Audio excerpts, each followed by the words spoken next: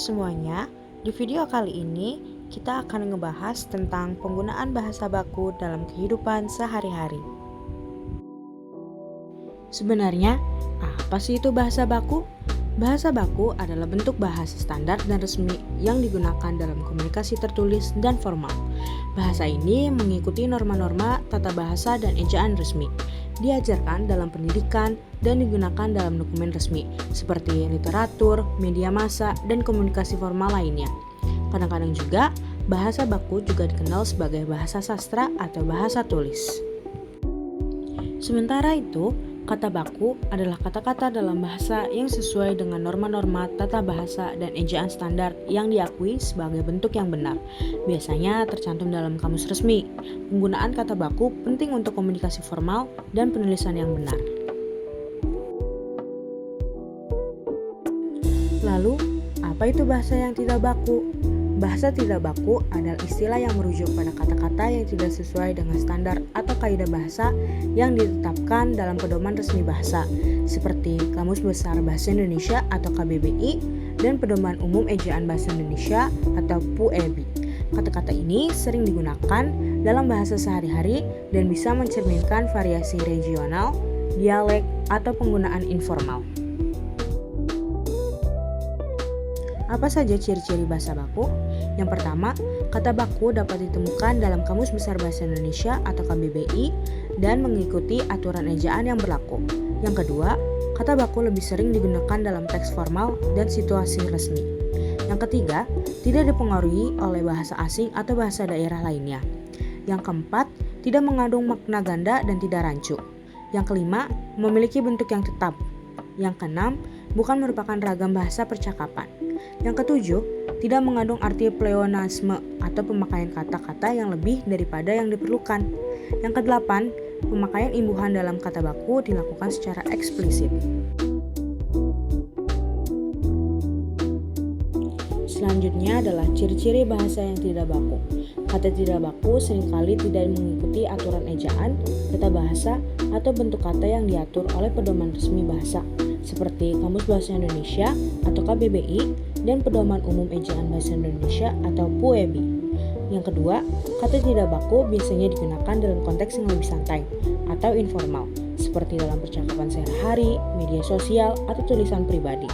Yang ketiga, kata tidak baku sering dipengaruhi oleh dialek lokal atau bahasa daerah yang berbeda-beda dari bahasa standar.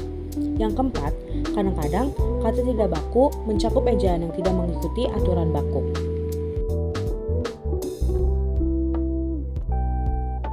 Slide selanjutnya adalah contoh-contoh bahasa baku dan tidak baku. Yang pertama, bahasa baku. Bagaimana kabar saudara hari ini? Bahasa tidak bakunya, gimana kabar lu hari ini? Yang kedua, bahasa baku. Saya sudah bekerja secara profesional. Bahasa tidak bakunya, gue udah kerja secara profesional. Yang ketiga, bahasa bakunya, pemerintah akan melaksanakan program tersebut. Bahasa tidak bakunya, pemerintah bakal melaksanain program itu. Perbedaan kata baku dan tidak baku. Yang pertama, kata baku itu sesuai dengan aturan PUEB atau EYD, bersumber juga dari KBBI. Yang kedua, digunakan dalam penulisan dan percakapan yang bersifat resmi, seperti berita, pidato, acara formal, dan lain sebagainya. Tetapi, berbeda dengan kata tidak baku. Perbedaannya adalah, yang pertama, kata tidak baku itu kata yang dipengaruhi oleh bahasa asing, bahasa daerah, dan tidak sesuai dengan kaidah bahasa Indonesia. Yang kedua, digunakan dalam penulisan dan percakapan sehari-hari, terutama ketika berkomunikasi dengan keluarga atau teman. Contoh bahasa baku dalam surat atau email resmi.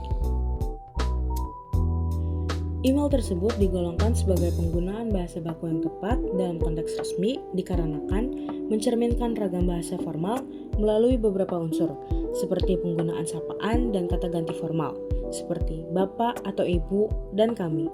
Pemilihan diksi yang resmi dan profesional seperti menghadiri, diselenggarakan, dan demikian. Serta penyusunan struktur kalimat yang efektif, jelas, dan lugas. Selain itu, email ini tidak mengandung singkatan, bahasa slang, atau gaya percakapan yang sehari-hari digunakan. sehingga secara keseluruhan memenuhi kaidah penulisan baku yang krusial untuk menjaga kredibilitas dan profesionalisme dalam korespondensi resmi. Email ini dikategorikan sebagai penggunaan bahasa yang tidak baku dalam konteks resmi dikarenakan secara konsisten menggunakan ragam bahasa informal dan percakapan yang ditunjukkan oleh penggunaan sapaan slang seperti guys, diksi non baku seperti ngaret yang seharusnya itu terlambat, bicaraan yang seharusnya itu bicarakan, dan disiapin yang seharusnya itu disiapkan, serta penutup yang disingkat thanks. Selain itu juga, penggunaan tanda seru yang berlebihan dan gaya ajakan yang terlalu akrab seperti jangan pada ngaret ya, menunjukkan intonasi yang tidak profesional, sehingga sangat tidak sesuai untuk dokumen atau korespondensi yang bersifat resmi. Mengapa bahasa baku itu penting? Bahasa baku dan kata-kata baku adalah penting dalam menjaga konsistensi dan keseragaman dalam komunikasi tertulis dan formal dalam suatu bahasa. Meskipun dalam bahasa yang sehari-hari, masyarakat mungkin menggunakan variasi dan bentuk kata yang lebih informal dalam situasi formal dan dalam penulisan yang resmi. Penting untuk mengikuti norma-norma tata bahasa dan ejaan yang diakui sebagai bentuk yang baku. Ini memungkinkan pesan-pesan untuk disampaikan dengan jelas dan efektif. Kesimpulannya adalah, bahasa baku merupakan bentuk bahasa standar dan resmi yang wajib digunakan dalam komunikasi formal dan tertulis. Kata baku adalah kata yang sesuai dengan norma ejaan dan tata bahasa resmi di KBBI atau UEB.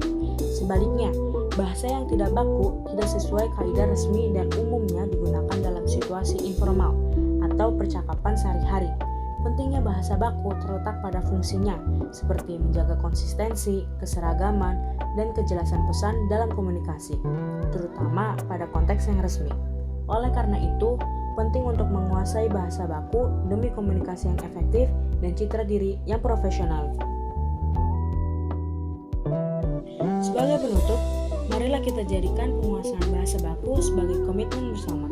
Dengan menguasai bahasa yang baku, kita tidak hanya meningkatkan efektivitas komunikasi, tetapi juga membangun citra diri yang profesional di mata seluruh masyarakat Indonesia. Terima kasih atas perhatiannya.